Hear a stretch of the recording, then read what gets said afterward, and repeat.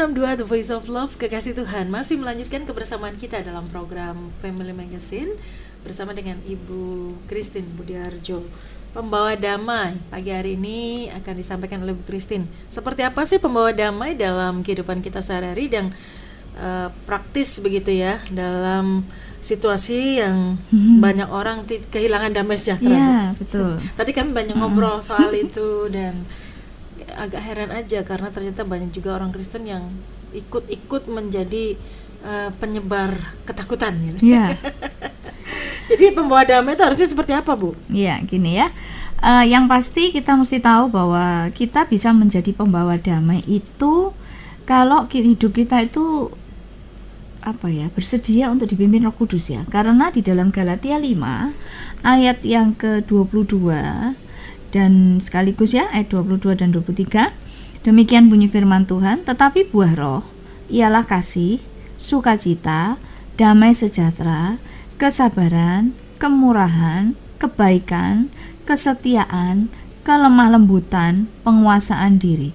Tidak ada hukum yang menentang hal-hal itu. Jadi tidak bisa tidak gitu ya, kalau kita itu mau menjadi pembawa damai, itu kita harus bersedia hidup kita itu dipimpin, dikendalikan oleh Roh Kudus. Karena damai sejahtera itu yang kita miliki itu yang bisa kita tularkan itu adalah produk dari Roh Kudus gitu ya. Nah, di dalam Matius 5 ayat 9, biarlah ini menjadi motivasi kita semua ya. Matius pasal yang ke-5 kita baca sama-sama ya. Kalau jangan lupa mencatat ya, kekasih Tuhan ya, mencatat nanti supaya bisa dipelajari lagi gitu. Dan ya. Jangan lupa praktek. Ya. Itu paling penting ya. Dicatat. Ada loh Bu, catatannya tebel gini tapi nggak pernah praktek. Diwariskan deh. Mewarisi catatan khotbah. Bukan mewarisi keteladanan. Salah. Ya, Matius pasal yang ke-5 ayat yang ke-9. Demikian bunyi firman Tuhan, berbahagialah orang yang membawa damai, karena mereka akan disebut anak-anak Allah. Jadi senang sekali saya membaca ini. Berarti ukurannya itu jelas gitu ya, bahwa orang yang bisa disebut anak-anak Allah itu salah satunya itu adalah pembawa damai. Bukan sebaliknya gitu ya. Kita nih ngomong saya ini anak Tuhan, saya ini orang Kristen, saya ini bahkan melayani, tapi di mana-mana kita menebar kepanikan, menjadi sumber kepanikan. Rasanya nggak cocok gitu ya kalau kita ini disebut anak-anak Allah. Nah, kalau saya sederhanakan ya ayat ini ya, kan dibilang berbahagialah orang yang membawa damai, karena mereka akan disebut anak-anak Allah. Kalau pengertian dalam bahasa saya itu begini, anggaplah sebagai suatu kebahagiaan kalau kita itu bisa mengupayakan dan mengusahakan damai. Ya. Karena kalau direnungkan, membawa damai itu butuh pengorbanan loh. Berarti butuh usaha, Bu. Butuh usaha loh. Oke. Butuh usaha, Kak, sebab membawa damai itu ada korban gitu loh dari diri kita itu. Minimal ya korban perasaan kali. Minimal kita harus menahan diri gitu kan ya. Maunya mengungkapkan, mengekspresikan emosi kita, tapi kita harus tahan gitu ya. Perjuangan kan seperti itu ya. Jadi memang harus mengusahakan dan upayakan damai itu. Nah, Tuhan memberikan ayat ini, itu Tuhan ngomong gini, harusnya kamu tuh berbahagia. Jadikan itu menjadi puncak bahagiamu. Kalau kamu itu bisa mengendalikan diri yang otomatis tersiksa dan menderita gitu ya. Kalau dengan begitu kamu itu menghadirkan damai, kamu menjadi pembawa damai. Saya merenungkan ayat ini, saya sangat terberkati karena Tuhan tuh membentuk pola pikir kita ya, dengan kalau kita itu bisa menghadirkan damai sekalipun harus banyak hal kita korbankan, itu jadikan satu prinsip gitu ya, standar disitulah puncak kebahagiaan kita, Iya. gitu loh. Nah, dimulainya berarti dari mindset ya, setting pikiran kita itu harus lebih dulu dibenahi. Kalau standarnya selama ini adalah keinginanku harus tercapai, gitu, aku harus terpuaskan. Nah, diganti sekarang, diganti. Jadi puncak bahagiaku itu, puncak sukacitaku itu kalau aku bisa menghadirkan damai. Nah, itu yang dimaksud dengan Matius 5 ayat 9. Nah, yang bisa ngerubah ini siapa? Ya kita sendiri, gitu ya. Kita sendiri, kita enggak bisa ngomong sama Tuhan, Tuhan, ubah pikiran saya, ubah pikiran saya. Tuhan bilang gini, sudah tak bantu untuk mengubah pikiran. Dengan apa? Aku menyatakan firman-Ku. Nah, masalahnya kita mau mengerjakannya apa enggak, gitu loh ya. Kita sendiri yang harus menggantinya, ya. Prinsip itu. Catatan pentingnya, membawa damai, menghadirkan damai tidak sama dengan yang namanya kompromi dengan kejahatan. Nggak sama. Jangan berpikir bahwa ya sudah kompromi aja, kan katanya mesti damai, tapi komprominya sama dosa, gitu ya. Komprominya sama kejahatan. Yaitu namanya bukan membawa damai ya. Itu hanya menutupi kesalahan, gitu ya. Dan itu pun dosa. Menutupi kesalahan, menutupi dosa itu adalah dosa memang. Nah, jadi berbeda. Kalau pembawa damai itu damai yang sejati, ya. Damai yang sejati, damai yang membawa ketenangan, ketentraman. Mungkin ya bisa kita mulai mempraktekkan begini ya. Kalau kita selesai bertemu seseorang atau kita berkegiatan gitu, kita bisa nanya sama diri sendiri, kehadiranku ini menenteramkan apa enggak ya? Atau malah bikin takut gitu ya. Ya, itu harus dilatih terus secara rajin ya. Kalimat kata membawa damai saja sudah harusnya kita pahami ya. Membawa sesuatu itu berarti kan sesuatu yang sudah kita punya. Betul, ya. Nggak mungkin kita bawa yang bukan kita nggak bisa. Nggak bisa kita memberikan apa yang kita nggak punya, gitu ya. Nah, syarat utama pembawa damai itu adalah harus lebih dulu memiliki dan mengalami damai itu. Nah, itu dia.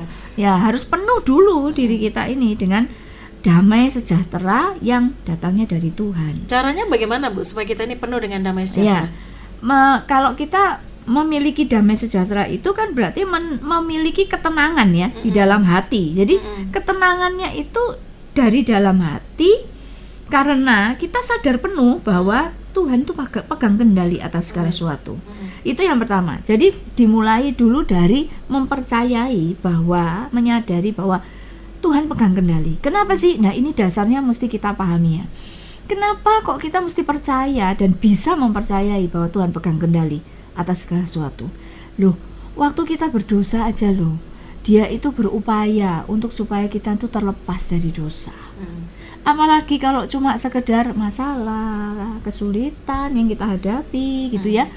Mungkin juga penderitaan yang kita hadapi. Nggak mungkin kan Dia nggak campur tangan gitu loh. Nggak mungkin Dia nggak lakukan sesuatu untuk itu gitu ya. Jadi itu yang mendasari bahwa kita tuh bisa percayai bahwa segala sesuatu itu Tuhan pegang kendali. Lalu yang kedua adalah menyerahkan diri kepada pengaturan Tuhan. Orang selalu berkata bahwa pengaturan Tuhan sempurna ya. Betul, untuk orang-orang yang mau diatur. Nah, pengaturan Tuhan itu indah dan sempurna. Catatan pentingnya untuk orang yang mau diatur. Kalau untuk orang yang nggak mau diatur ya nggak bisa mengalami yang namanya pengaturan Tuhan itu sempurna. Jadi orang nggak bisa membawa damai kalau dia sakarpe dewe, Bu ya? Nah, iya benar kok.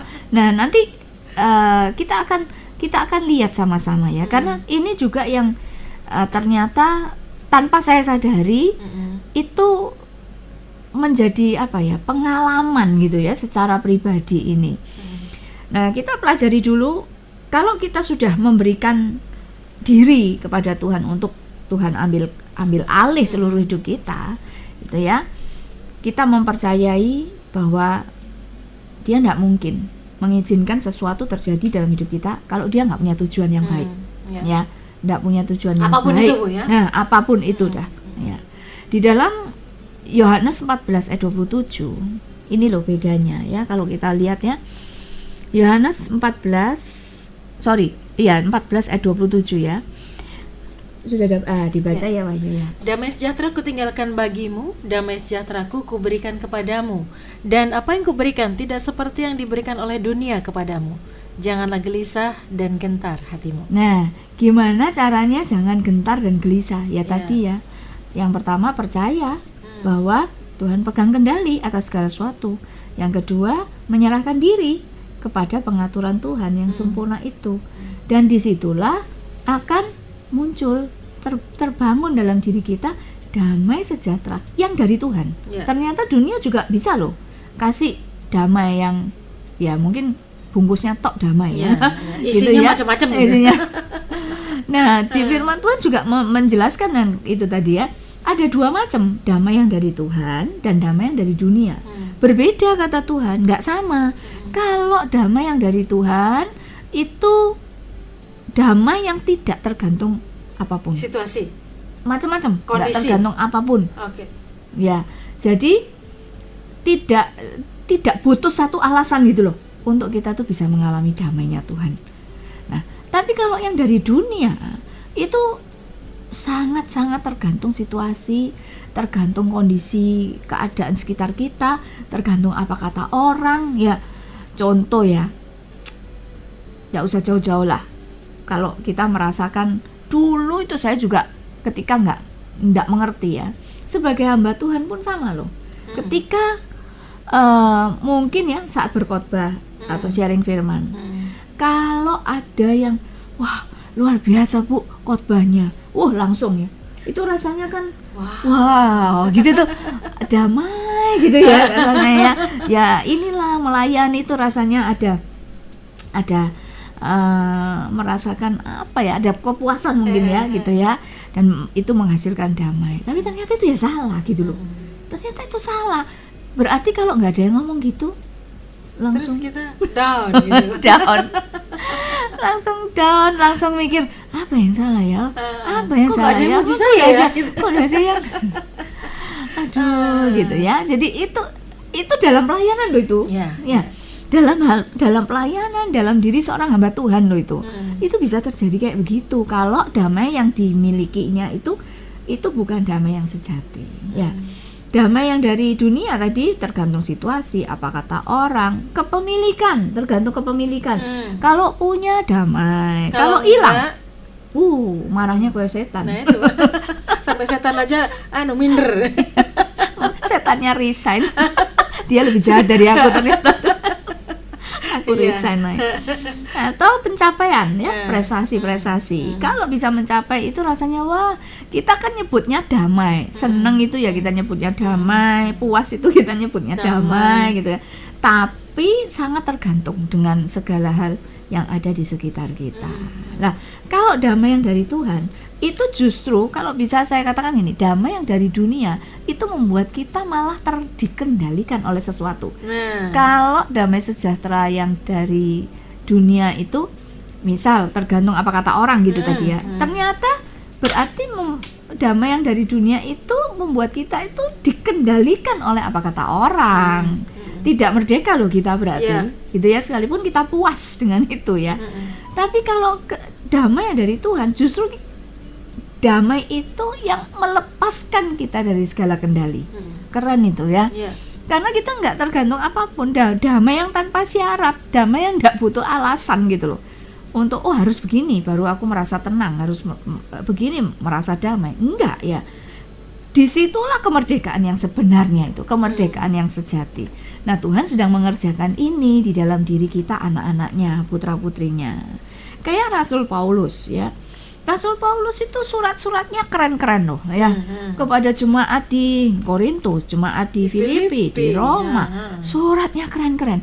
Suratnya menenteramkan luar biasa. Padahal nulisnya itu dari dalam penjara ya. Iya. Kalau dirangkum sepanjang Paulus mulai bertobat ya. Sampai dipanggil Tuhan gitu istilahnya ya, dalam pengiringannya akan Tuhan, berjuang untuk Injil itu banyak nggak enaknya daripada enaknya. Betul. Banyak menderitanya daripada senengnya gitu loh. Tapi Tapi surat-suratnya semua menenteramkan, membangun hidup orang lain.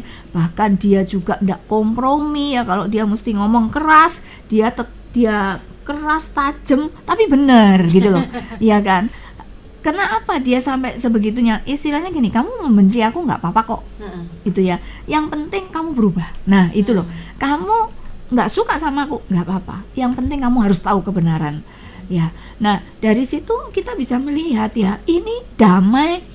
Kalau dia nggak penuh dengan damai yang sejati, damai yang dari Tuhan, nggak mungkin suratnya isinya kayak begitu. Kita aja nih ya, nggak usah surat ya, postingan itu loh. Postingan itu, loh. Itu nggak nyinggung kita loh padahal ya. Iya lah. Bisa merasa tersinggung ya. Dan kadang-kadang kita tuh justru posting apa yang ada di perasaan kita. Kan kelihatan ya, kita tuh punya damai nggak punya damai. Akhirnya, iya kan? Curhat di medsos. Segala sesuatu diomong di situ yang mencurahkan pikiran hati kita yang nggak terima, gitu kan? Nah, itu baru postingan. Nah, Rasul Paulus ini nulis surat. Nulis suratnya tuh ke berbagai penjuru ya, kalau saya bilang ya, ke semua anak-anak rohaninya yang ada di berbagai area, gitu kan.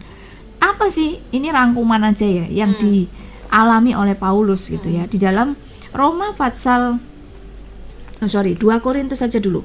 2 Korintus pasal yang ke-11. Wahyu saya dapat ya? Ya, 2 Korintus 11 ayat yang ke-23 sampai 28. Oke. 2 Korintus 11 23 sampai 28. Apakah mereka pelayan Kristus? Aku berkata seperti orang gila. Aku lebih lagi. Aku lebih banyak berjerih lelah, lebih sering di dalam penjara, didera di luar batas, kerap kali dalam bahaya maut. 5 kali aku disesat orang Yahudi, setiap kali 40 kurang 1 pukulan. 3 kali aku didera, 1 kali aku dilempari dengan batu, 3 kali mengalami karam kapal. Sehari semalam aku terkatung-katung di tengah laut. Dalam perjalananku, aku sering diancam bahaya banjir dan bahaya penyamun. Bahaya dari pihak orang-orang Yahudi dan dari pihak orang-orang bukan Yahudi. Bahaya di kota, bahaya di padang gurun, bahaya di tengah laut, dan bahaya dari pihak saudara-saudara palsu. Aku banyak berjerih lelah dan bekerja berat. Kerap kali aku tidak tidur. Aku lapar dan dahaga. Kerap kali aku berpuasa, kedinginan dan tanpa pakaian. Dan dengan tidak menyebut banyak hal lain lagi, urusanku sehari-hari, yaitu untuk memelihara semua jemaat-jemaat. Ya, satu kata untuk rangkuman penderitaan Paulus. Lengkap, Bu. Sempurna. Kayaknya kita belum ada yang ngalami kayak begitu ya. Tetapi coba kita lihat surat-suratnya. Saya ambil 2 aja ya. Yang di Roma 15 ayat 13. Roma pasal yang ke-15 ayat yang ke-13. Roma 15:13 begini bunyi firman Tuhan.